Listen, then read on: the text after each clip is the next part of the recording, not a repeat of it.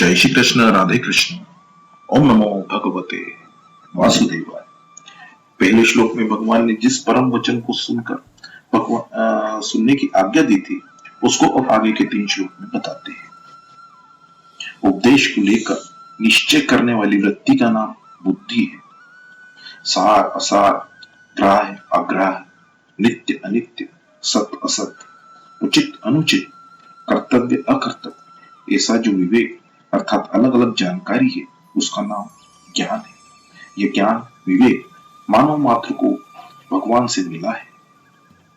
शरीर और संसार को उत्पत्ति विनाशील जानते हुए भी उनमें मैं और मेरापन करने का नाम सम्मोह है, और इसके न होने का नाम असम्मोह है। कोई हमारे प्रति कितना ही बड़ा अपराध करे, अपनी सामर्थ्य रहते हुए भी उसे सह लेना और उस अपराधी को अपनी तरह ईश्वर की तरफ से यहाँ और परलोक में कहीं भी दंड न मिले, ऐसा विचार करने का नाम क्षमा है। सत्य स्वरूप परमात्मा की प्राप्ति के लिए सत्य भाषण करना अर्थात जैसा सुना, देखा और समझा है उसी के अनुसार अपने स्वार्थ और अभिमान का त्याग करके दूसरों के हित के लिए न ज्यादा न कम, वैसा का वैसा कह देने का नाम सत्य है। परमात्मा प्राप्ति का उपदेश रखते हुए इंद्रियों को अपने अपने विषयों से हटाकर अपने वश में करने का नाम दम है, और मन को सांसारिक भोगों के चिंतन से हटाने का नाम शम है।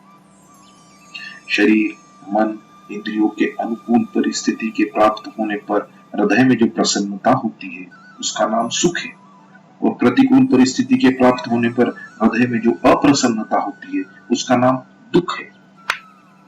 सांसारिक वस्तु, व्यक्ति, घटना, परिस्थिति, भाव आदि के उत्पन्न होने का नाम भाव है, और इन सब के लीन होने का नाम अभाव है। अपने आचरण, भाव आदि शास्त्र और लोक मर्यादा के विरुद्ध होने से अंतकरण में अपना अनिष्ट होने की जो एक आशंका होती है, उसको भय कहते हैं। मनुष्य के आचरण, भाव आदि अच्छे हैं, वो किसी को कष्ट नहीं पहुंचाता, शास्त्रों और संतों के सिद्धांत के विरुद्ध कोई आचरण नहीं करता, तो उसके हृदय में अपना अनिष्ट होने की आशंका नहीं रहती, अर्थात उसको किसी से भय नहीं होता। इसी को अभय कहते हैं। अपने तन, मन और वचन से किसी भी देश, काल, परिस्थिति आदि में किसी भी प्राणी को किंचित मात्र भी दुख न देने का नाम अहिंसा है। तरह तरह की अनुकूल और प्रतिकूल वस्तु, व्यक्ति, घटना, परिस्थिति आदि के प्राप्त होने पर भी अपने अंतःकरण में कोई विषमता न आने का नाम समता है। आवश्यकता ज्यादा रहने पर भी कम मिले तो उसमें संतोष करना तथा और मिले ऐसी इच्छा का न रहना तुष्टि है। तात्पर्य है कि मिले अथवा न मिले, कम मिले अथवा ज्यादा मिले आदि हर हालत में प्रसन्न रहना तुष्टि है। अपने कर्तव्य का पालन करते हुए जो कुछ कष्ट आ जाए, प्रतिकूल परिस्थिति आ जाए, उन सबको प्रसन्नता पूर्वक सहने का नाम तप है। एकादशी व्रत आदि करने का नाम भी तप है। प्रत्युपकार और फल की किंचित मात्र भी इच्छा न रखकर प्रसन्नता पूर्वक अपनी शुद्ध कमाई का हिस्सा पात्र को देने का नाम दान है। मनुष्य के अच्छे आचरणों, भावों और गुणों को लेकर संसार में जो नाम की प्रसिद्धि, प्रशंसा आदि होते हैं, उसका नाम यश है। मनुष्य के बुरे आचरणों, भावों और गुणों को लेकर संसार में जो नाम की निंदा होती है, उसको अयश, अपयश कहते हैं। प्राणियों के ये पृथक पृथक और अनेक तरह के भाव मेरे से ही होते हैं, अर्थात उन सबको सत्ता, स्फूर्ति, शक्ति, आधार और प्रकाश मुझ लोक महेश्वर से ही मिलता है। तात्पर्य है कि तत्व से सबके मूल में मैं ही हूं। यहाँ मत्त पद से भगवान का योग, सामर्थ्य, प्रभाव और प्रच्युत पद से अनेक प्रकार की अलग अलग उभृतियां जाननी चाहिए। संसार में जो कुछ विहित और निषिद्ध हो रहा है, शुभ तथा अशुभ हो रहा है, और संसार में जितने सद्भाव तथा दुर्भाव है, वो सब कि सब भगवान की लीला है। इस प्रकार भक्त भगवान को तत्व से समझ लेता है तो उसका भगवान में अविकंप अविचल्य हो जाता है। यहाँ प्राणियों के जो 20 भाव बताए गए हैं उसमें 12 भाव तो एक एक अकेले हैं और वे सभी अंतकरण में उत्पन्न होने वाले हैं, और भय के साथ आया हुआ अभय भी अंतकरण में पैदा होने वाला भाव है, तथा बचे हुए 7 भाव परस्पर विरोधी हैं। उनमें से भव, उत्पत्ति, अभाव, यश और अयश ये 4 तो प्राणियों के पूर्वकृत कर्मों के फल हैं, और सुख दुख तथा भय ये 3 मूर्खता के फल हैं। इस मूर्खता को मनुष्य मिटा सकता है। यहाँ प्राणियों के 20 भावों को अपने से पैदा हुए और अपनी विभूति बताने में भगवान का तात्पर्य है। ये 20 भाव तो पृथक पृथक हैं, पर इन सब भावों का आधार में एक ही, इन सब के मूल में मैं ही हूँ। ये सभी मेरे से ही होते हैं एवं मेरे से ही सत्ता स्फूर्ति पाते हैं। 7वें अध्याय के 12वें श्लोक में भी भगवान ने मत एवं पदों से बताया है कि सात्विक, राजस और तामस भाव मेरे से ही होते हैं, अर्थात उनके मूल में मैं ही हूँ। वे मेरे से ही होते हैं और मेरे से ही सत्ता स्फूर्ति पाते हैं। अतः यहाँ भी भगवान का आशय विभूतियों के मूल तत्व की तरफ साधक की दृष्टि कराने में ही है। साधक संसार को कैसे देखे? ऐसे देखे कि संसार में जो कुछ क्रिया, पदार्थ, घटना आदि है वह सब भगवान का रूप है। चाहे उत्पत्ति हो, चाहे प्रलय हो, चाहे अनुकूलता हो, चाहे प्रतिकूलता हो, चाहे अमृत हो, चाहे मृत्यु हो, चाहे स्वर्ग हो, चाहे नरक हो, यह सब भगवान की लीला है। भगवान की लीला में बाल कांड भी है और अयोध्या कांड भी है, अरण्य कांड भी है और लीला लंका कांड भी है। पुरियों में देखा जाए तो अयोध्या पुरी में भगवान का प्राकट्य है। राजा रानी और प्रजा का वात्सल भाव है। जनकपुरी में राम जी के प्रति राजा जनक, महारानी सुनैना और प्रजा के विलक्षण विलक्षण भाव है। वे राम जी को दामाद रूप से खिलाते हैं, खिलाते हैं, विनोद करते हैं। वन में अरण्य कांड में भक्तों का मिलना भी है और राक्षसों का मिलना भी है। लंकापुरी में युद्ध होता है, मारकाट होती है, उनकी नदियां बहती है। इस तरह अलग अलग पुरियों में, अलग अलग कांडों में भगवान की तरह तरह की लीलाएं होती हैं, परंतु तरह तरह की लीलाएं होते हुए भी रामायण एक ही है, और ये सभी लीलाएं एक ही रामायण के अंग हैं, तथा इन अंगों से रामायण सांगोपांग होती है।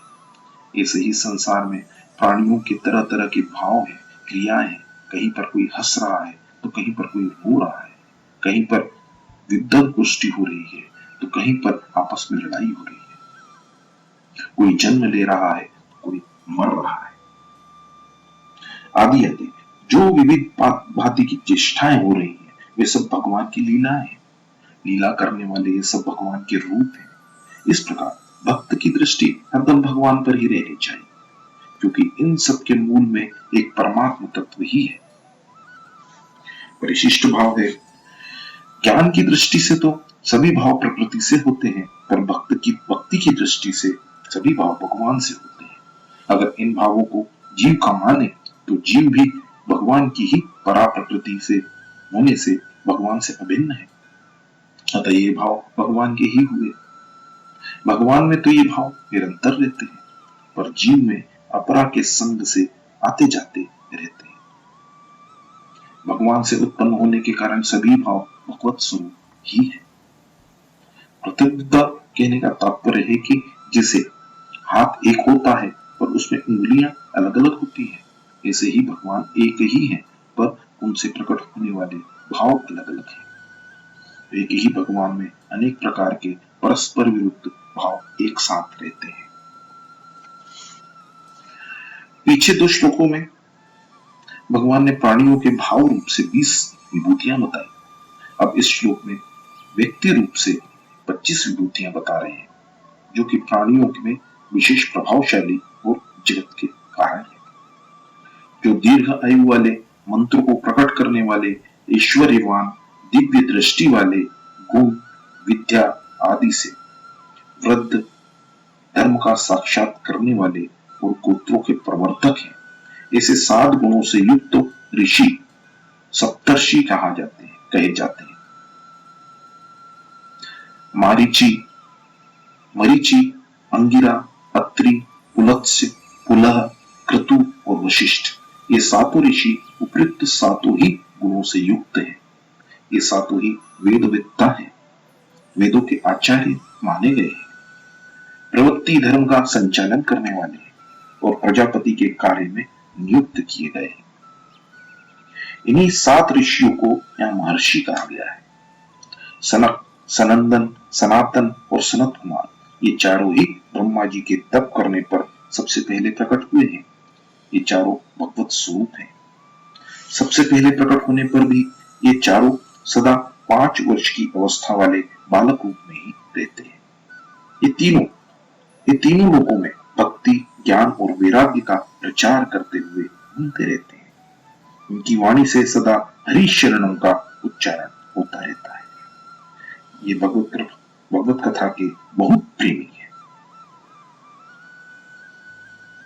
अतः इन चारों में से एक वक्ता और 3 श्रोता बनकर भगवत कथा करते और सुनते रहते हैं।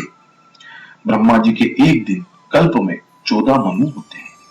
ब्रह्मा जी के वर्तमान कल्प के स्वयंभू, स्वारिच्युत, उत्तम, तामस, रेवत, चाक्षुष, विवस्व, सावर्णी, दक्ष सावर्णी, ब्रह्म सावर्णी, धर्म सावर्णी, रुद्र सावर्णी, देव सावर्णी और इंद्र सावर्णी नाम वाले 14 मनु हैं। ब्रह्मा जी का एक दिन 1000 चतुर्युगी होता है। उसमें एक मनु का राज्य 71 चतुर्युगी से कुछ ज्यादा समय का माना गया है। इस समय ब्रह्मा जी की आयु का 51वां वर्ष चल रहा है और इसमें 7वें मनु विवस्वत का राज्य चल रहा है। ये सभी ब्रह्मा जी की आज्ञा से दृष्टि के उत्पादक और प्रवर्तक हैं। मात्र सृष्टि भगवान के संकल्प से पैदा होती है, परंतु यहाँ सप्तर्षि आदि को भगवान के मन से पैदा हुआ कहा है। इसका कारण यह है कि सृष्टि का विस्तार करने वाले होने से सृष्टि में इतनी प्रधानता है। दूसरा कारण यह है कि ये सभी ब्रह्मा जी के मन से अर्थात संकल्प से पैदा हुए। स्वयं भगवान ही सृष्टि रचना के लिए ब्रह्म रूप से प्रकट हुए हैं। अतः 7 महर्षि, 4 सनकादि और 14 मनु, इन 25 को ब्रह्मा जी के मानस पुत्र कहें अथवा भगवान के मानस पुत्र कहें, एक ही बात है। मद भावा, ये सभी मेरे में ही भाव अतः श्रद्धा प्रेम रखने वाले हैं। संसार में 2 तरह की प्रजा है, स्त्री पुरुष के संयोग से उत्पन्न होने वाली और शब्द से, दीक्षा, मंत्र, उपदेश आदि से उत्पन्न होने वाली। संयोग से उत्पन्न होने वाली प्रजा बिंदुज कहलाती है और शब्द से उत्पन्न होने वाली प्रजा नादज कहलाती है। बिंदुज प्रजा पुत्र परंपरा से और नादज प्रजा शिष्य परंपरा से चलती है। सप्तर्षियों और 14 मुनियों ने तो विवाह किया था, अतः उनसे उत्पन्न होने वाली प्रजा बिंदुज है, परंतु सनकादिकों ने विवाह नहीं किया, अतः उनसे उपदेश प्राप्त करके पारमार्थिक मार्ग में लगने वाली प्रजा नादज है। निवृत्ति परायण होने वाले जितने संत महापुरुष पहले हुए हैं, अभी हैं और आगे होंगे, वे सब उपलक्षण से उनकी ही नादज प्रजा है। 7 महर्षि, 4 सनकादि तथा 14 मनु, ये सब भगवान के मन से पैदा होने के कारण भगवान से अभिन्न है। जय श्री कृष्ण, राधे कृष्ण। ओम नमो भगवते वासुदेवाय।